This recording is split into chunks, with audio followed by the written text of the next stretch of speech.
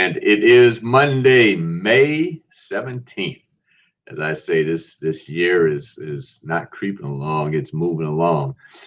And I'm Eric Knowles, president of the Miami-Dade Chamber of Commerce, and we are here with our member connection. But before we get started, let's hear a word from one of our friends. My name is Amber Longhorn, and I am the director of Jackson Health Systems Small Business Enterprise Program. Jackson is proud to partner with the Miami-Dade Chamber of Commerce in bringing you this video series.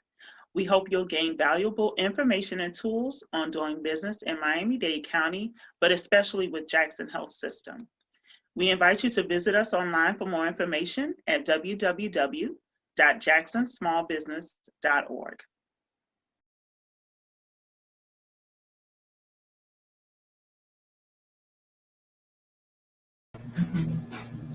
So we're back, and I'm here with Mr. Herve Bony. Herve, how are you? I am doing pretty well, Eric. Glad to be with you. I would pronounce your name for me so I get it. I don't want to be, that's the worst thing to mess someone's name up. Herve. Bony. Yes. Herve Bony. Yes. Glad to be with you, man. Glad to be with you. Thanks for the invitation. Great to be here with you, president of Bone Accounting. Yes, sir. And obviously, accounting is very relevant these days with all this money going around. We're talking about EIDL and PPP and monies from different grants that are out here. But how long have you been in business? Okay, so I started my firm back in 1997, the golden glory days. Okay. As a matter of fact, I don't know if you want me to go, if I got time to go into a quick background story. Please do. The last place where I ever worked, the last time I was in a corporate environment, and it still hurts a little bit to say that term. Last time I was in a corporate environment, I was working for it was a high-tech, it was fast-growing high-tech in the mid to late 90s. And it was a lot of lessons learned there, which kind of led me to open my own firm. So fast growth, when you're growing fast, you're burning through cash. And also one of the interesting things, we had a lot of, let's say, folks with big, deep pockets working with us and around us. And I noticed that their behaviors are not very different than folks with small pockets. But the thing is, they're able to get away with a lot of things. They're able to bounce back. But a lot of the lessons there, budgeting, dealing with fast growth are things that we use today, because one of our main clientele are small businesses that are looking to grow, that are very serious about growth. So that was my last job, and that led me to transfer those lessons to the firm. I figured, I used to give them good advice. Sometimes I was the controller. Sometimes they did not listen. And I figured, I can share my advice with folks in the community who have their businesses, and hopefully it'll be helpful. And that's when I went off on my own. That's great. It's one thing to think about going on your own and then jumping out there. So how has it been? Well, that's a big question, man. So I'm sure, like a lot of fellow members, in the beginning, and still a few, not much, but more in the beginning, you still have people saying, man, how could you leave that great corporate job? Aren't you worried about the retirement plan and the health benefits? Isn't that important to you? It is scary at the beginning. It is that. And there's this huge learning curve. So I'm probably going to make reference to this a few times while we talk here, Eric. Michael Gerber, who wrote the E-Myth, said that most of us, we start businesses because we have that passion for that business. But the thing is, for business to survive, it takes a lot more than our industry knowledge and our passion. We need to learn about those other things. We need to learn about marketing. We need to learn about finance. We need to learn about administration, operations, sales. So there's that huge learning curve that continues to this day. I had to learn all these other things. Absolutely. Yeah. I'm glad you bring it up, because that's one of the things we were going to talk about. Okay, I talk about it all the time, obviously, when we're on our Zooms at 4 o'clock on Tuesdays and Fridays. and I call it having the back of your house together. Indeed. And you know, a lot of folks, as you said, you may be skilled at what it is that you do. And I use a chef as an example. You know, you may be a great cook.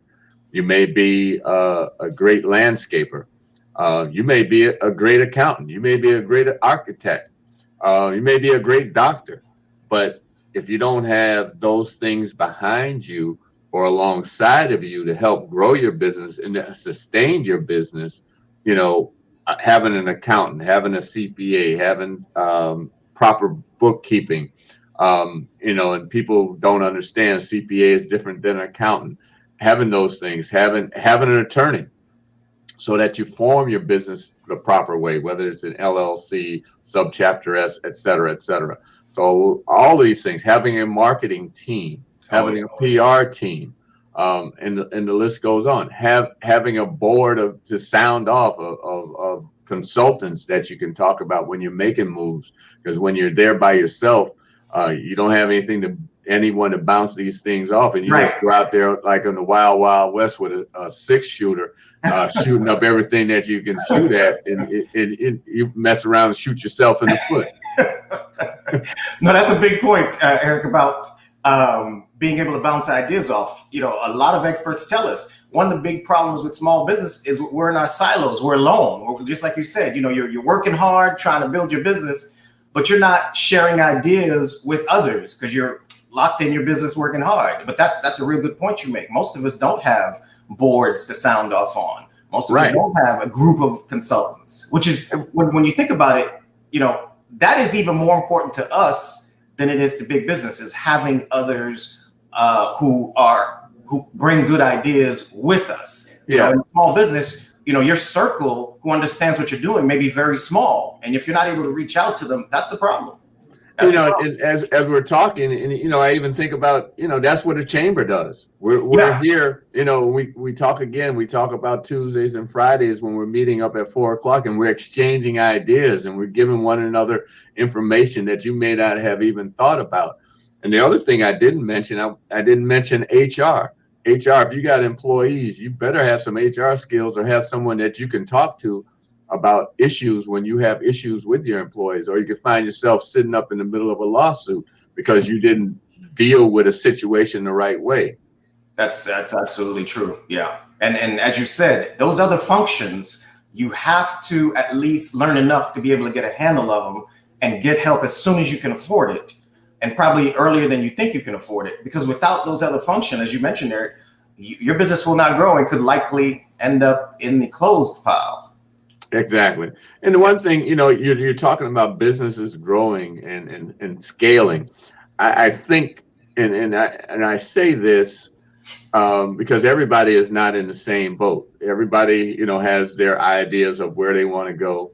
But I think for the most part, when someone starts a business, you know, they want that business to become the biggest and the best that it possibly can become.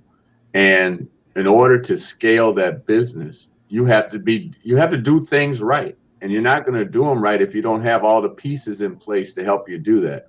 So, I mean, a lot of our businesses lost out.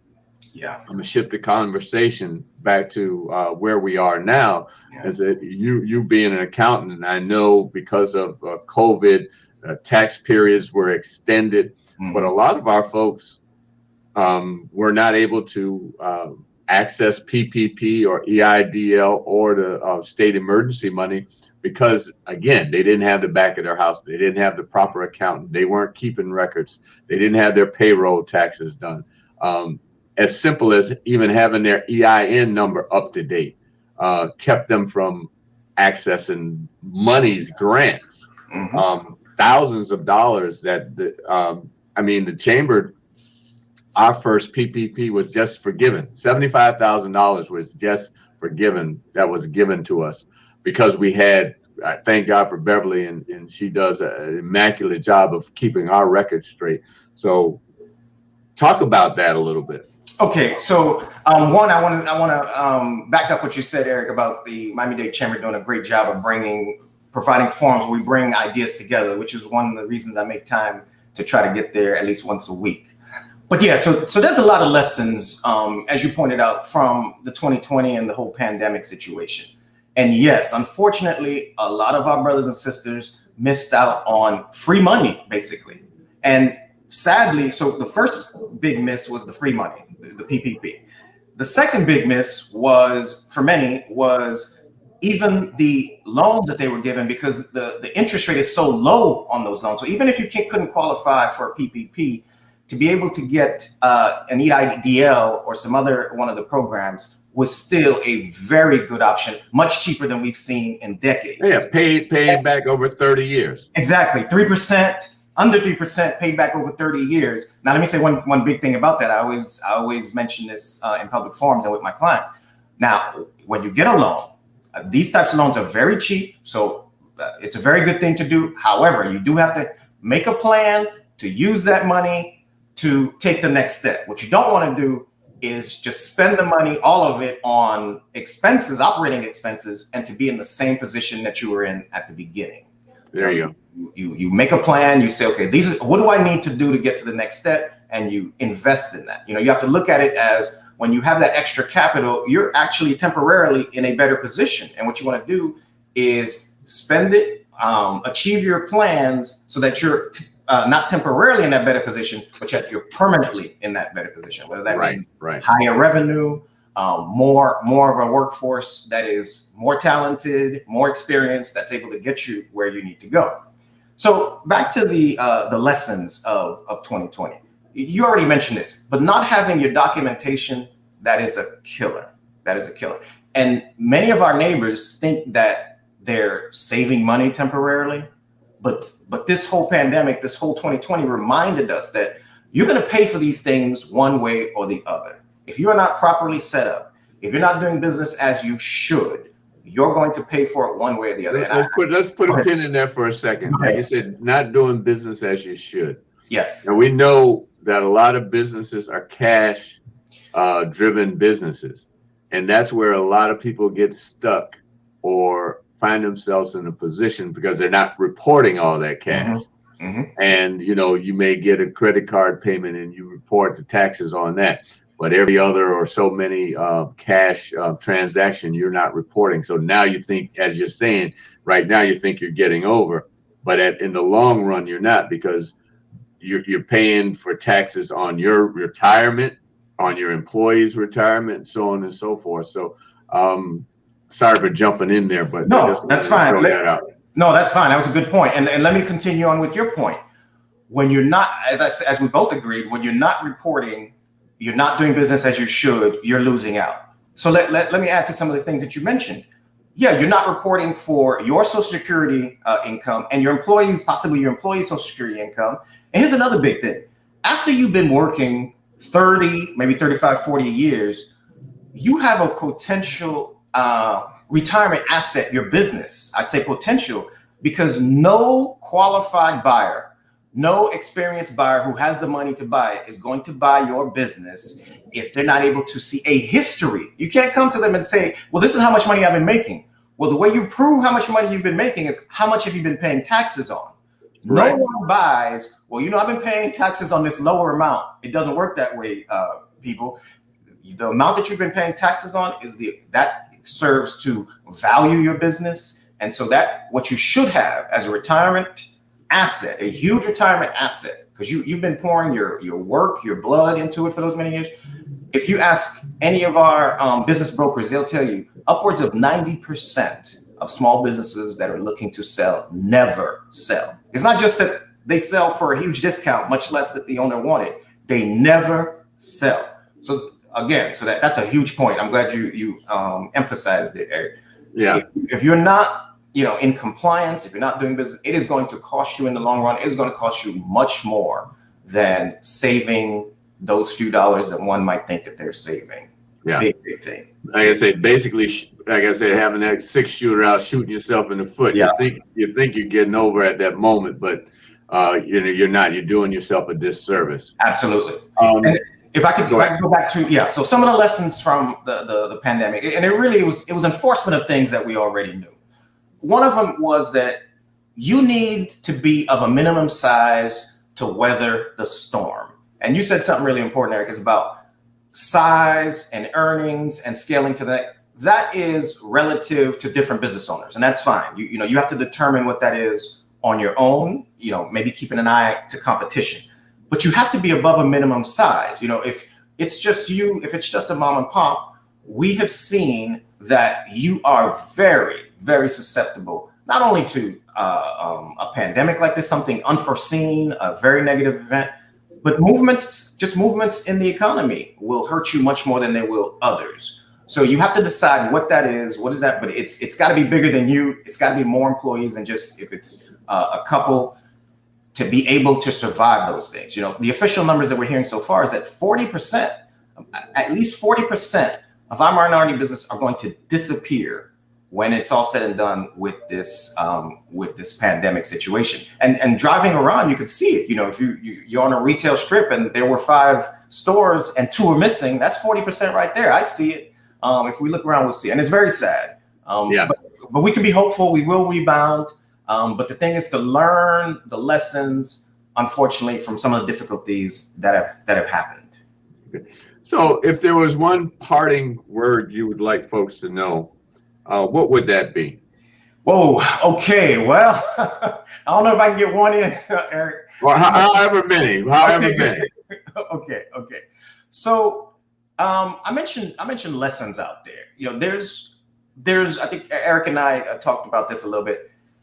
There are some challenging business problems that, let's call them challenges. There's going to be some challenges that we face in business. But the thing to keep in mind is that there's nothing new under the sun, right? So any challenges that we face have already been resolved by someone else. It's a question of sharing with others, finding a good peer group, doing research. We used to do a heavy amount of case studies in our early years. We don't do as much now, but we still refer to it.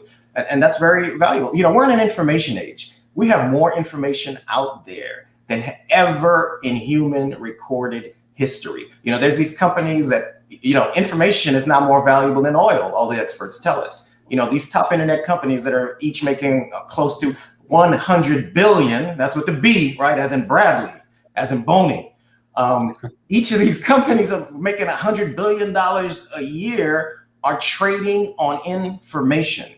We as small business owners, we need to look to that lesson and begin to implement that with ourselves. Small business owners generally do not get enough information out of their businesses. What is it costing us? Which things are more profitable? Which things should I invest in, and which should I pull money out of? So that's what I'll say. Look to the successes of others, even big businesses, and look to apply that with you. And as we said earlier, look to get advisors that think the same way you do, that have the same broad vision as you, because that's very, very important in your small business. Because unless you pull them to you, there aren't that many people around you in your small business, and certainly participate in chamber events. Absolutely. So if someone wanted to get in touch with you, what's the website or what's the phone number they can reach out to you? Okay, so the best way, you can call, but keep in mind in these times, someone will answer the phone, but usually you're going to have to leave a message. But the best way would be to reach out on our website, Bon Accounting, BON Accounting, ending in ing.com, and fill out the form. Say what brought you to us.